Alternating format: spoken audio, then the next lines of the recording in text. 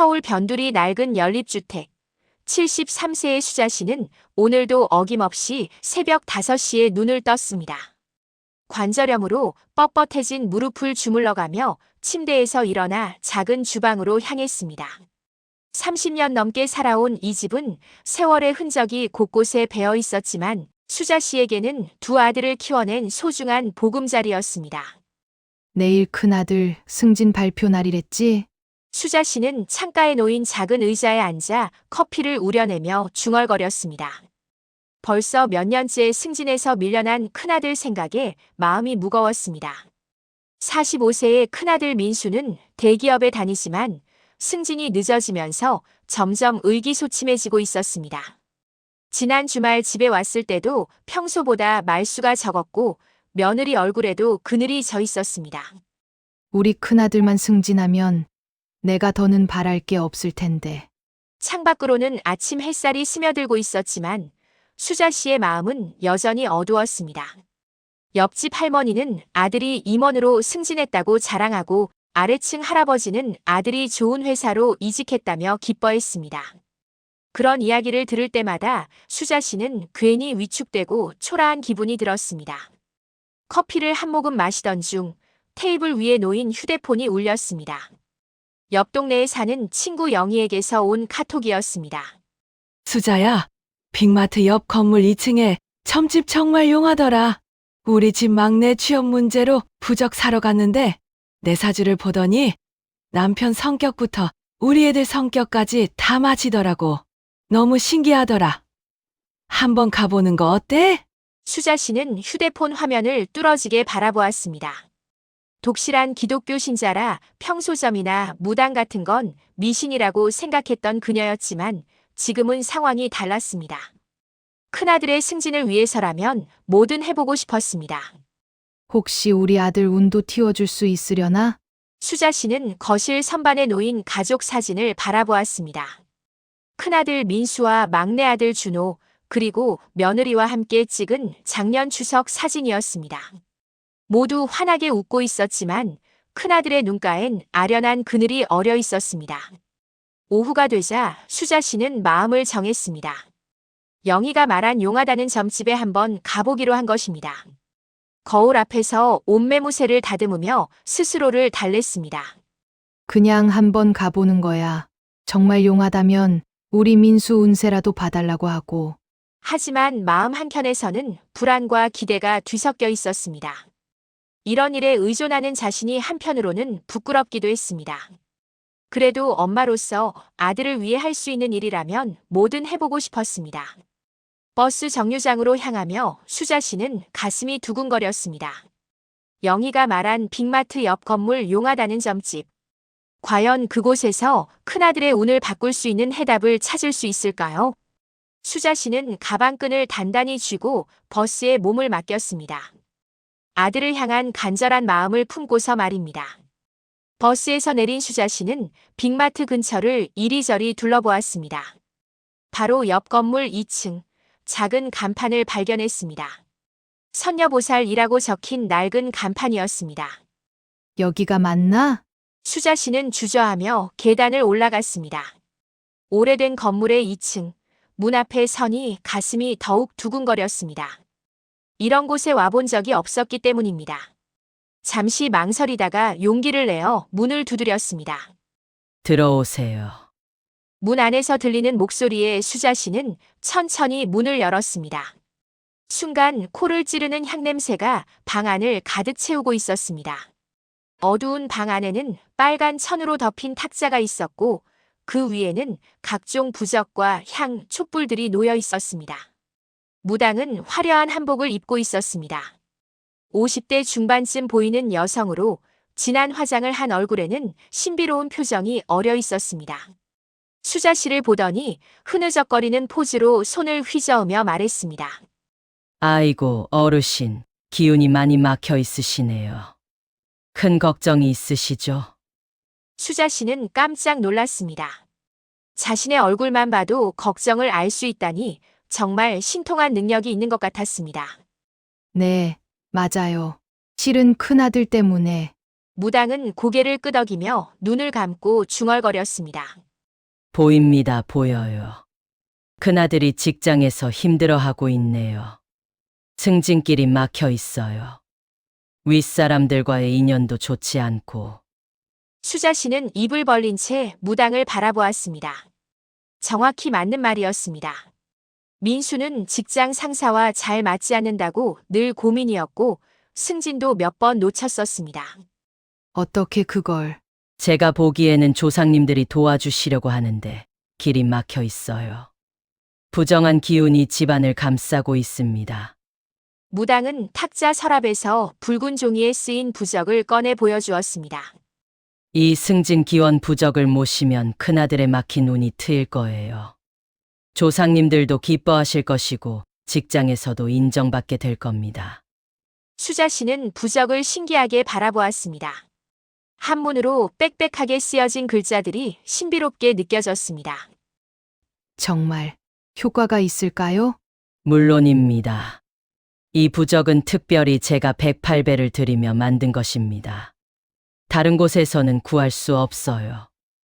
오늘 처음 오신 어르신이니까 특별히 10만 원에 해드리겠습니다. 수자 씨는 10만 원이라는 말에 잠시 망설였습니다. 하지만 큰아들 민수의 고민스러운 얼굴이 떠올랐습니다. 지난주 집에 왔을 때 엄마, 나도 나이가 있는데 승진이 안 되니까 이제 너무 힘들어요. 라고 말하던 모습이 생생했습니다. 이 정도야 뭐. 큰아들을 위해서라면. 수자 씨는 마음을 정하고 가방에서 지갑을 꺼냈습니다. 떨리는 손으로 10만 원을 건네며 말했습니다. 제 큰아들. 정말 승진할 수 있을까요? 걱정 마세요. 이 부적을 집안 높은 곳에 두시고 매일 아침 큰아들 이름을 부르며 절을 3번 하세요. 일주일 안에 좋은 소식이 있을 겁니다. 무당은 부적을 붉은 천에 정성스럽게 싸서 수자 씨에게 건넸습니다. 그리고 이 부적은 다른 사람에게 보여주시면 안 됩니다. 힘이 없어져요. 수자 씨는 부적을 소중히 품에 안고 집으로 돌아왔습니다. 집에 도착하자마자 거실 장롱 위 가장 높은 곳에 부적을 모셨습니다. 그리고 무당이 말한 대로 큰아들 이름을 부르며 절을 3번 했습니다. 민수야, 이제 네 운이 풀릴 거다. 하지만 절을 마친 후에도 마음 한편엔 여전히 불안이 남아 있었습니다. 정말 이런 것으로 아들의 운명이 바뀔 수 있을까 하는 의구심이었습니다. 그래도 엄마로서 할 수 있는 일을 했다는 생각에 조금은 마음이 놓였습니다. 부적을 집에 둔 지 일주일이 지났지만 큰아들 민수에게서 특별한 소식은 없었습니다. 수자 씨는 매일 아침 부적 앞에서 절을 올리며 기다렸지만 마음 한편으로는 조급해지기 시작했습니다. 그러던 어느 날 저녁 막내 아들 준호에게서 전화가 왔습니다. 엄마, 요즘 어떻게 지내세요? 엄마는 잘 지내고 있지. 너는 어떻고? 엄마, 실은 요즘 만나는 사람이 있어요. 수자 씨는 반가운 마음에 목소리가 밝아졌습니다. 43살인 막내 아들이 아직 결혼하지 않아 늘 걱정이었는데 드디어 좋은 소식인 것 같았습니다. 진짜? 어떤 사람인데? 회사 동료인데요. 좋은 사람이에요. 그런데 아직 확실하지 않아서 조금 더 지켜봐야 할 것 같아요. 전화를 끊은 후 수자 씨는 기쁘면서도 걱정스러웠습니다. 준호는 성격이 내성적이라 연애를 잘하지 못했습니다. 이번에도 혹시 잘못될까봐 마음이 불안했습니다. 며칠 뒤 수자 씨는 다시 점집을 찾았습니다. 첫 번째 부적의 효과를 확인하고 싶었고 막내 아들의 연애 문제도 상담받고 싶었습니다. 어르신, 또 오셨네요. 무당은 수자 씨를 반갑게 맞으며 차를 내와 주었습니다. 큰아들 문제는 어떻게 되었나요? 아직 별다른 소식은 없어요. 그런데 이번엔 막내 아들 결혼 문제 때문에 왔습니다. 무당은 고개를 끄덕이며 눈을 감고 집중하는 모습을 보였습니다. 잠시 후 심각한 표정으로 입을 열었습니다. 어르신, 큰아들만 챙기면 안 됩니다. 막내 아들 쪽에 더 큰 문제가 있어요. 무슨 문제요? 막내 아들의 혼사운이 심하게 꼬여 있습니다. 지금 만나는 여자가 있죠? 수자 씨는 깜짝 놀라며 고개를 끄덕였습니다. 네, 맞아요. 어떻게 아셨어요? 그 인연이 끊어질 위험이 있어요. 막내 아들 사주를 보니 올해가 혼사에 매우 중요한 해인데, 지금 제대로 손을 쓰지 않으면 평생 혼자 살 수도 있습니다. 수자 씨는 가슴이 철렁 내려앉았습니다. 43세인 막내 아들이 결혼을 못한다면 정말 큰일이었습니다. 그럼 어떻게 해야 하나요? 무당은 서랍에서 더 큰 부적을 꺼내 보여주었습니다. 금박으로 장식된 화려한 부적이었습니다. 이 결혼 기원 부적을 모셔야 합니다. 이건 보통 부적이 아니에요. 특별히 사주궁합을 맞춰 제작한 것으로 인연의 끈을 강하게 만들어 줍니다. 얼마나 하나요? 이 부적은 매우 귀한 것입니다.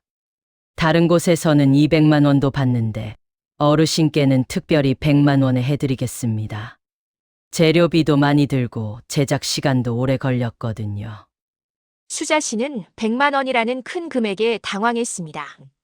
생각보다 부담스러운 액수였습니다. 100만 원이라니? 너무 비싼 것 같은데요. 어르신, 자식 결혼을 돈과 바꿀 수 있나요? 막내 아들이 평생 혼자 사는 것과 100만 원 중에 뭐가 더 중요합니까? 무당의 말에 수자 씨는 할 말이 없었습니다. 막내 아들이 결혼하지 못한다면 정말 평생 후회할 것 같았습니다. 그리고 지금 만나는 여자와의 관계도 위태로워 보여요. 빨리 손을 쓰지 않으면 헤어질 수 있습니다. 정말요? 네, 분명히 보입니다. 상대방 집안에서 반대할 징조가 있어요. 이 부적을 모시면 상대방 마음도 돌릴 수 있고 결혼까지 순조롭게 진행될 겁니다. 수자 씨는 깊은 고민에 빠졌습니다. 100만 원은 큰 돈이었지만 막내 아들의 결혼을 생각하면 아깝지 않았습니다. 준호가 전화해서 아직 확실하지 않다고 말했던 것이 떠올랐습니다. 혹시 정말 위기에 있는 건 아닐까요? 자식들이 잘 되게 하는 길이라면 수자 씨는 결국 마음을 정했습니다. 저축해둔 돈을 빼서라도 막내 아들을 위해 부적을 사기로 한 것입니다. 알겠습니다. 부탁드릴게요. 무당은 만족스러운 표정으로 부적을 건넸습니다. 이 부적은 막내 아들이 쓰던 방문 뒤에 모셔두세요. 그리고 매일 밤 잠들기 전에 막내 아들 이름을 불러주세요. 한 달 안에 좋은 결과가 있을 겁니다. 100만 원을 지불한 수자 씨는 무거운 마음으로 집에 돌아왔습니다. 큰 돈을 썼다는 부담감과 동시에 막내 아들을 위해 뭔가 중요한 일을 했다는 안도감이 들었습니다. 집에 도착한 수자 씨는 막내 아들 방에 부적을 두었습니다. 그리고 무당이 말한 대로 준호의 이름을 부르며 기도했습니다. 준호야, 이번엔 꼭 좋은 인연을 만나거라. 하지만 마음 한편에는 의심의 그림자가 살짝 드리웠습니다. 첫 번째 부적도 아직 효과가 없는데 이 부적은 정말 도움이 될까요? 그래도 어머니로서 할 수 있는 모든 일은 다 해야 한다는 생각으로 스스로를 다독였습니다. 100만 원짜리 부적을 품에 안고 집으로 돌아온 수자 씨는 그날 밤 한숨도 잠들지 못했습니다. 창밖으로 새벽이 밝아오는 것을 바라보며 마음속으로 되뇌었습니다. 이제 우리 아들들 운이 풀리겠지. 그동안 고생한 보람이 있을 거야. 하지만 며칠이 지나도 큰아들에게서는 승진 소식이 들려오지 않았고 막내 아들도 여전히 혼자였습니다. 수자 씨의 마음은 점점 조급해졌습니다. 그러던 어느 날 수자 씨는 다시 무당집 앞에 서 있었습니다. 거금을 들여 산 2개의 부적의 효능이 아직 나타나지 않자 궁금함에 다시 찾아간 것이었습니다. 문을 열고 들어서자 무당은 마치 기다리고 있었다는 듯 고개를 저으며 말했습니다. 어르신, 며칠 전에 오셨을 때부터 알아봤는데 상황이 심각합니다. 뭐가 심각하다는 거죠? 수자 씨의 목소리에 떨림이 묻어났습니다. 무당은 촛불을 하나 더 켜며 천천히 입을 열었습니다. 부적 2개만으로는 부족해요. 어르신 집안에 조상 원한이 깊이 서려 있습니다. 그게 아들들의 운을 모조리 막고 있어요. 조상 원한이라니요? 수자 씨는 가슴이 철렁 내려앉았습니다. 어르신의 시어머니, 그분이 한을 품고 돌아가셨나 봅니다. 그 한이 지금 아들들에게 영향을 미치고 있어요. 큰아들의 승진길을 막고 막내 아들의 인연을 끊어버리고 있습니다. 수자 씨는 돌아가신 시어머니를 떠올렸습니다. 생전에 자신에게 늘 불만이 많으셨던 분이었습니다. 설마 어머니가 저승에서도? 무당은 수자 씨의 표정을 살피며 계속 말했습니다. 이런 깊은 원한은 보통 부적으로는 해결이 안 됩니다. 특별히 제가 직접 제를 올려드리고 500만 원짜리 특급 부적을 모셔드려야 해요. 500만 원이요? 수자 씨의 손이 덜덜 떨렸습니다. 네, 적은 돈이 아니죠. 하지만 이걸 놓치면 아들들이 평생 고생할 수도 있어요.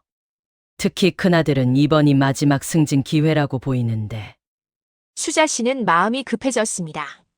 큰아들이 회사에서 힘들어하는 모습, 막내 아들이 혼자 지내며 쓸쓸해하는 모습이 눈앞에 선했습니다. 정말 효과가 있을까요? 무당은 단호하게 고개를 끄덕였습니다. 제가 30년간 이 일을 해오면서 이런 강력한 부적은 몇 번 안 써봤어요. 하지만 어르신 상황이 워낙 심각해서. 수자 씨는 통장 잔고를 떠올렸습니다. 평생 아끼며 모은 돈이었지만 아들들을 위해서라면. 내가 고생해서 번 돈이지만 아들들이 잘 되면 그만이지. 알겠습니다. 부탁드릴게요. 수자 씨는 떨리는 목소리로 대답했습니다. 무당은 엄숙한 표정으로 부적을 가져와 촛불 앞에 놓았습니다. 이 부적은 특별합니다. 조상님들의 원한을 풀고 집안에 막힌 기운을 모두 뚫어드릴 거예요. 무당은 긴 시간 동안 주문을 외우며 부적 주위를 돌았습니다. 수자 씨는 그 모습을 보며 마음속으로 간절히 기도했습니다. 제발, 이번만은 우리 아들들 좋은 일이 생기게 해주세요. 부적을 받아든 수자 씨는 집으로 돌아가는 길이 무거웠습니다.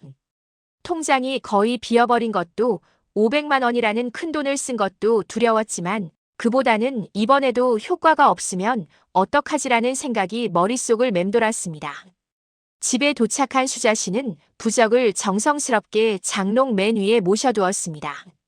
그리고 두 손을 모아 속삭였습니다.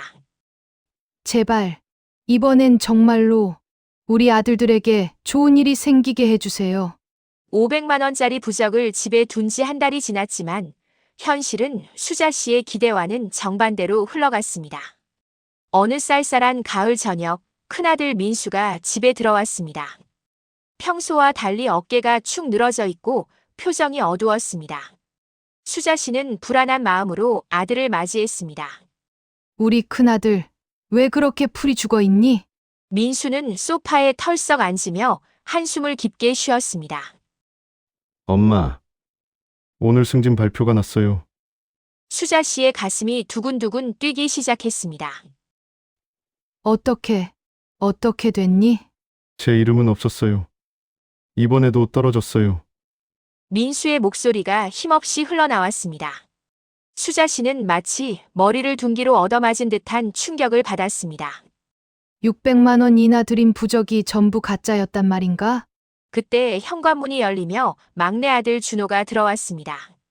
그 역시 평소보다 기운이 없어 보였습니다. 엄마, 저도 할 말이 있어요. 수자 씨와 민수가 준호를 바라보았습니다. 그동안 만나던 사람이랑 헤어졌어요. 뭐라고? 수자 씨의 목소리가 떨렸습니다. 준호는 고개를 푹 숙이며 말을 이었습니다. 서로 성격이 안 맞는다고. 그 사람이 먼저 말을 꺼냈는데 사실 저도 어쩐지 마음이 편하더라고요. 억지로 맞춰가는 게 힘들었거든요. 수자 씨는 울고 싶어졌습니다. 아들들을 위해 거금을 들여 부적을 샀는데 아무것도 달라지지 않았습니다. 아니, 오히려 더 나빠진 것 같았습니다. 내가 그 비싼 돈으로 다 헛수고였구나. 수자 씨는 멍하니 자리에 주저앉아 떨리는 손을 바라보았습니다. 눈가가 촉촉해지며 목소리가 잠겼습니다. 민수가 방을 둘러보다가 부적들을 발견했습니다. 엄마, 저 방의 부적들은 뭐예요? 혹시 우리 때문에 부적에 돈 쓰신 거예요? 수자 씨는 고개를 끄덕이며 흐느꼈습니다. 너희들 잘 되게 하려고 부적을 610만 원이나 610만 원이요? 형제는 깜짝 놀라며 서로를 바라보았습니다. 민수는 어머니의 손을 부드럽게 잡으며 따뜻하게 말했습니다. 엄마, 이제 무당말은 그만 믿으세요. 엄마 마음은 정말 고맙지만 무당보다 아들을 믿어주세요. 하지만 내가 너희한테 뭘 해줄 수 있겠니? 돈도 다 써버렸고. 엄마, 민수의 목소리에 힘이 들어갔습니다. 엄마가 매일 우리 걱정해 주시고 오면 맛있는 밥 해주시고 잘하고 있다. 화이팅! 응원해 주시는 게 어떤 부적보다도 힘이 되는 거 몰라요? 준호도 수자 씨의 다른 쪽 손을 잡으며 말했습니다. 엄마, 우리가 앞으로 더 열심히 할게요. 부적은 필요 없어요. 엄마의 응원이 제일 큰 힘이에요. 민수가 계속 말했습니다. 저 승진은 떨어졌지만 포기 안 할게요. 다시 도전할게요. 수자 씨는 아들들의 밝은 얼굴을 보며 마음 깊이 깨달았습니다. 그래. 진짜 복은 바로 옆에 있었구나. 내 아들들이 건강하고 열심히 사는 게 제일 큰 복이었어. 그날 저녁 온 가족이 둘러앉아 저녁을 먹으며 수자 씨가 말했습니다. 얘들아, 미안하다. 엄마가 너무 조급했나 보다. 너희들 믿지 못하고. 엄마가 왜 미안해요? 우리 걱정돼서 그러신 건데요. 민수가 웃으며 말했습니다. 앞으로는 이상한 부적 같은 거 말고 우리가 직접 노력하고 서로 믿는 걸로 해요. 그게 진짜 복이에요. 준호도 밝게 덧붙였습니다. 그날 이후 수자 씨는 다시는 점집을 찾지 않았습니다. 그 대신 매일 아침 아들들을 위해 오늘도 화이팅! 엄마가 응원한다. 카톡으로 따뜻한 메시지를 보내주었습니다. 요즘 그 점집 잘한다던데 한번 가보지 그래? 동네 사람들이 점을 보러 가라고 할 때마다 수자 씨는 웃으며 답했습니다. 부적보다 중요한 건 가족에게 주는 진심이여. 그게 제일 큰 복이지. 우리가 서로 믿고 응원하는 게 어떤 부적보다 강하다니까? 그 말이 맞았습니다. 비록 610만 원이란 거금을 들여 헛수고를 했지만 수자 씨는 서로를 믿고 아끼는 가족들이 곁에 있다는 게 세상에서 가장 큰 복이라고 생각하기로 했습니다.